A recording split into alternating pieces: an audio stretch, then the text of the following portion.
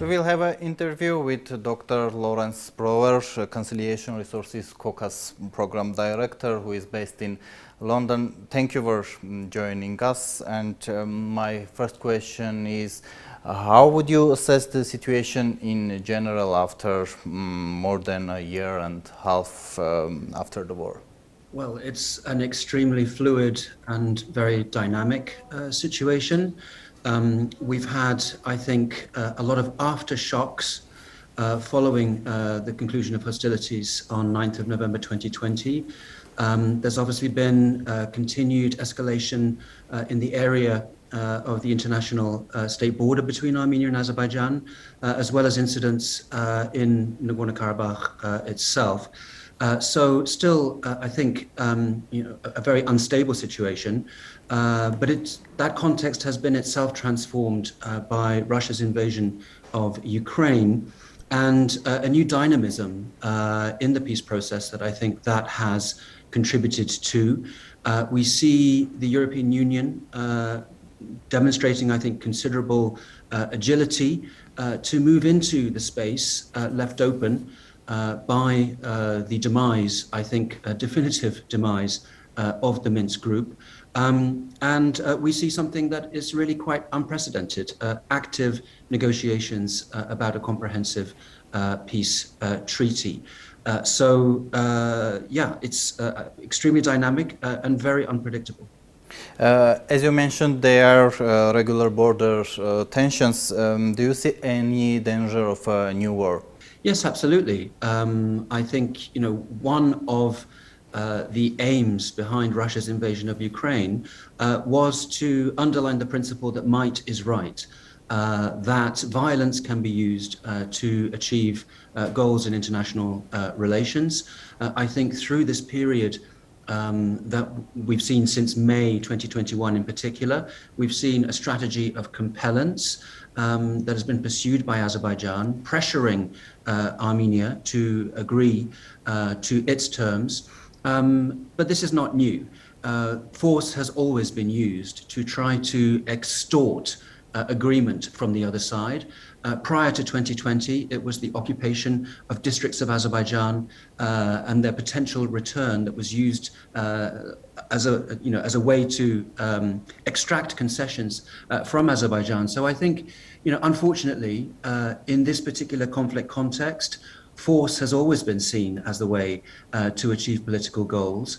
And sadly, in the wider world, this is the direction that global politics is taking. So we've seen that Azerbaijan continues to increase its defense budget, and new armaments are being invested in. So I think there's a lot of risk that this currently rather dynamic but very fragile process could also dissolve into renewed violence. So the risk is definitely there. Now the main issue is the status of Karabakh, but Azerbaijan considers this issue closed. In your opinion, what's the future status of Nagorno-Karabakh? Well, in a way, that is the billion dollar question. I think that this word status, in a way, has become a word that unfortunately closes down a lot of conversations and a lot of dialogues that are necessary for a wider peace to succeed. I think we need to ask, what is status for, what needs and concerns, and whose needs and concerns does status and the things that make up that status actually address. Of course, it's ultimately about the security and political identity of the Armenian population in Nagorno-Karabakh. But if we start that discussion with the word status, it can be very quickly closed down. So I think what we've been seeing in recent weeks is an effort by the leadership in Armenia to reframe this discussion as being one about rights and security. And that also, in a way, puts the ball into Azerbaijan's court. Now, Azerbaijan says that it has a concept, it has a plan, but it hasn't made this public. This doesn't help, unfortunately, with making credible commitments. So I think Azerbaijan's position is that it wants to reveal that plan once it has secured Armenia's agreement to a peace treaty. Whichever way we look at this, however, I think there is an underlying point, and that is that whenever one party in this conflict has tried to dominate the other and to impose its preferred solution, the other party has relied on external support and power to balance out the stalemate. So I think there is a risk here that without a negotiated and inclusive approach to this issue, that it will create another opening for external interests and influence to come into the negotiation and thereby once again prolong this conflict. So I think it's impossible to say at this stage what we're talking about in terms of final status, but I think what we do have to do is to foreground the rights and security of Karabakh Armenians, of returnees to the former Nagorno-Karabakh Autonomous Oblast, and indeed returnees to the surrounding areas. It needs to be seen as a broader package, but there is a very vulnerable community in Nagorno-Karabakh that I think does need specific treatment and policies to address its rights and security. In this sense, do you see any scenario of Nagorno-Karabakh's independence? I think at this stage, it's very difficult to see that. One of the outcomes of Russia's invasion of Ukraine is a very strong reinforcement of the territorial integrity norm for certainly amongst Euro-Atlantic actors, and I think in the wider world. Now, one could argue that if Russia succeeds in annexing more of Ukraine than it already has, then that would weaken the territorial integrity norm. But as it stands at present, I think the fact of the Russian invasion, the way the invasion has gone, and the very solid stance taken, particularly in Europe and North America, but also elsewhere, against Russia's actions, reinforce the territorial integrity norms. So in that sense, I think that the normative environment is not looking very favorable for secessionists or for unrecognized republics to find their recognition. Another consequence of Russia's invasion of Ukraine is that all of these contexts in Eurasia, whether we're talking about Transnistria, Nagorno-Karabakh, Abkhazia, South Ossetia, will be seen through the same prism, will be understood in the same way as the Donetsk and Lugansk People's Republics, which are seen as artificial Russian instruments of coercive diplomacy. So I think at present it's very difficult to see any prospect for recognition of the Nagorno-Karabakh Republic.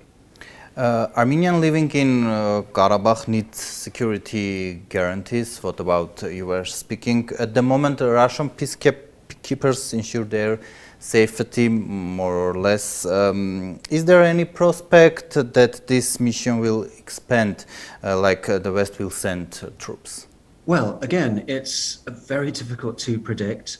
We have a mandate or an agreement, shall we say. There's no defined mandate for the Russian peacekeeping mission, but there is a timeline until 2025, and of course a lot of speculation about whether Armenia and Azerbaijan will give their consent for the mission to continue, and indeed what the alternatives are to an exclusive Russian presence.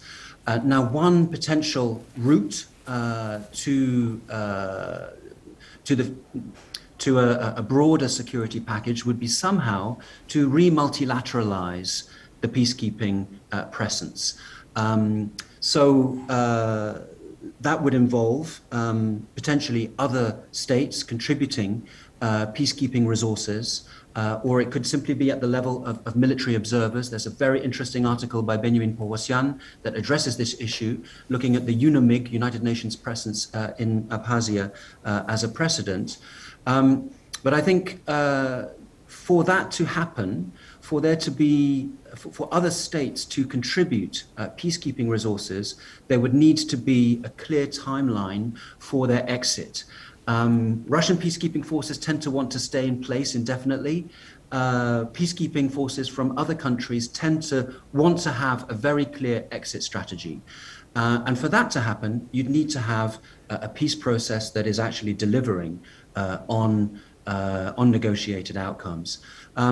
So I think we could be looking at some kind of remultilateralization in the future. It might seem very, very unlikely at this moment in time, but I think it's worth remembering that in the mid-1990s, Russia, which was widely seen as the former imperial power operating in its near abroad in the South Caucasus, agreed to a multilateral process, agreed to partnership with France and the United States and the wider Minsk Group in order to mediate in this conflict. It did that at a time when it was weak, and it did that at a time when liberal democracy and the United States was seen as the global hegemon. Now we're in a very different multipolar international context. So this, I think, makes it much more difficult for Russia and Western powers to kind of come together on security issues.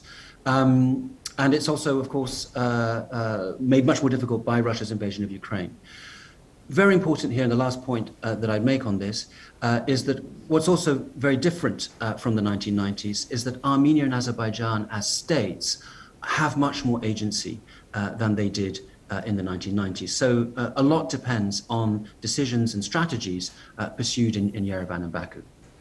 You named it speculation, but Azerbaijan keeps saying that Russian forces are only temporarily stationed in Karabakh. Will Baku demand to the Russian leave in 3 years? Just let me remind that Azerbaijan has such a right under the November 9 agreement. Absolutely. Azerbaijan and Armenia both have the right to refuse or to reject renewal of the Russian peacekeeping mission. And in Azerbaijan, it is routinely referred to as a temporary deployment, a temporarily deployed peacekeeping mission. Now, whether Azerbaijan would actually invoke its right to refuse the continuation of the peacekeeping mission, it's very difficult to predict. But I think there is a point here. The Russian peacekeeping mission was deployed through a trilateral agreement, not through an international mandate. The mission itself doesn't have a clear mandate. There aren't clear rules of engagement as to how it should behave if confronted with the use of force. This seems to have suited Baku, which doesn't want to have a deeply institutionalized peacekeeping mission on its soil. But it does mean that the peacekeeping mission is quite separate and is detached from an international mandate that would make it both accountable and that would mean that its termination was the result of a broader consensus that it was no longer needed. As it stands at the moment, the continuation or discontinuation of the peacekeeping mission is a question of bilateral, trilateral agreements amongst the three states. And that means that it could become a factor in a wider bargaining game between Russia and Azerbaijan, for instance. So very difficult to predict, and ultimately, I think it would be better for all parties if the peacekeeping mission in Nagorno-Karabakh was embedded within an international mandate that would make it more accountable. Maybe that's why there are some fears in Armenia that Azerbaijan will benefit from the weakening of Russia's position. I mean that this is not the previous Russia after the attack on Ukraine. Yes, I mean, I think, when we look at Russia's sources of leverage in the South Caucasus, we see, first of all, economic leverage, particularly with Armenia. We see peacekeeping missions, which it has now deployed in Georgia Abkhazia, South Ossetia, and in Azerbaijan. And we see strained majority-minority relationships.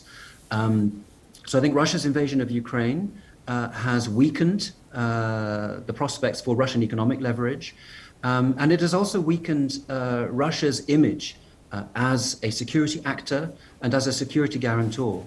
And it seems to me that it has made it clear that reliance on Russia as a security guarantor is not necessarily an advisable strategy. And I think this is in part what is driving the Armenian leadership's position expressed in recent weeks, that ultimately relying on borrowed power from Russia is not a viable long-term solution. So for sure, I think there is also speculation in Azerbaijan that this is not the same Russia, as you mentioned, and we can look to alternatives to Russian peacekeeping. Do you consider the factor restoration of the Minsk Group possible? De jure it has not been dissolved. Yeah, I think the OSCE Minsk Group is another of the casualties of Russia's invasion of Ukraine. It was already, I think, in many senses on life support before the war in Ukraine began. There were rumors in September 2021 that the Minsk Group would resume its mission, but as far as I know, no subsequent resumption of its activities followed. The Russian invasion of Ukraine, I think, has made it impossible for the co-chair structure to survive. And what we've seen, for example, at the time of the escalation in Faruch, we saw the co-chair countries issuing separate statements, no common statement from the Minsk Group Troika as such. So I think it's very difficult to see how that co-chair structure would be able to continue. Azerbaijan, as you know, has been very critical over the years of the Minsk Group. And it seems that the EU in many ways has moved into that space. That does raise questions because the core issue of the conflict, which is the political identity and security of Karabakh Armenians, remains within the OSCE Minsk Group's mandate. So how we articulate these different mandates and negotiation streams to one another, I think remains a key problem. However, I do see a potential future role for the wider Minsk Group. The Minsk Group, of course, is an 11-member body. And if Armenia and Azerbaijan do arrive at a negotiated peace treaty that they want to sign off on, then it will be very important to have guarantors of that agreement. Now, when we look at the wider Minsk Group, we see that all the necessary actors, all the actors that one would want to see guaranteeing an agreement, Russia, Turkey, the European Union, represented by 5 of its member states, and the United States, are all there in the wider Minsk Group. So there could still be a role, I think, for that structure as the guarantor of any peace treaty that Yerevan and Baku might come to. By the way, do you see competition between Brussels and Moscow to resolve this conflict, or maybe to strengthen its position in the South Caucasus? I think this is a very serious risk that EU mediation and Russian mediation will start to be explicitly, consciously competitive with one another. There have been some colorful statements from the Russian Ministry of Foreign Affairs accusing the European Union of encroaching and supplanting Russia's role as a mediator. In Brussels, I think there's been great care taken to present EU mediation as building on Russian brokered agreements and processes. But still, in the broader context of Eurasia's politics today, it would be very surprising if competitive dynamics would be completely absent. However, it's perhaps worth recalling that the Karabakh conflict has always been this kind of exceptional space or exceptional theater where the West and Russia are not so directly in competition, and indeed have some basic common denominator interests that they share. We've seen that in the Minsk Group, the fact that that body was even able to operate for as long as it did, despite emerging conflicts elsewhere in Eurasia. So I think, one could see that this exceptionality might continue. We see that Russia maintains a kind of a monopoly or near monopoly on security linkages, whereas it's the European Union that has come in with a technical offer and with a prospective economic offer, and it's the only outside power that has that economic capacity. So, one can see scope for complementarity. However, I think what we may also see is a sharpening of a rivalry between different models of stabilization. A European Union supported more liberal model of stabilization, and a Russian model of stabilization that is more rooted in suppressing insurgencies and suppressing local grievances and to consolidate state authority in all contexts. So we may see those differences between those different models becoming clearer and potentially more problematic over time. The last thing I'd say on that is that I think we also need to be careful about thinking about the Karabakh conflict as this exceptional space of Russian Western, if not partnership, then tacit cooperation. We saw that for decades in the framework of the Minsk Group, but there was no actual conflict resolution dividend coming out of that. It's great if the West and Russia can avoid competing in this context, that's great, but that should not be the main goal. The main goal has to be the resolution of the conflict through a negotiated and participatory, inclusive framework. And what about the unblocking of highways and railroads? Is it realistic in this atmosphere, such atmosphere of enemy between people? Well, I think there are lots of issues there. I mean, we've all been using this word corridor incessantly for the last nearly year and a half. I mean, I think the notion of a corridor is still, for me, problematic because it implies that you need to have safe passage through enemy territory rather than total access of people moving freely wherever they want to go. So I fear that this notion of corridors is still replicating the conflict dynamic. But even before we get to whether corridors are viable, I think what we're seeing is that this is proving a real sticking point in the negotiations. It's quite hard to figure out what the problems are, but it seems to me that there are issues around the nature of different corridors. What is the nature of the Lachin corridor, for instance? What are the interests and needs and concerns that corridor would fulfill, as opposed to the Zangezur corridor, or this notion of a transit route across southern Armenia? What needs and concerns is that corridor serving?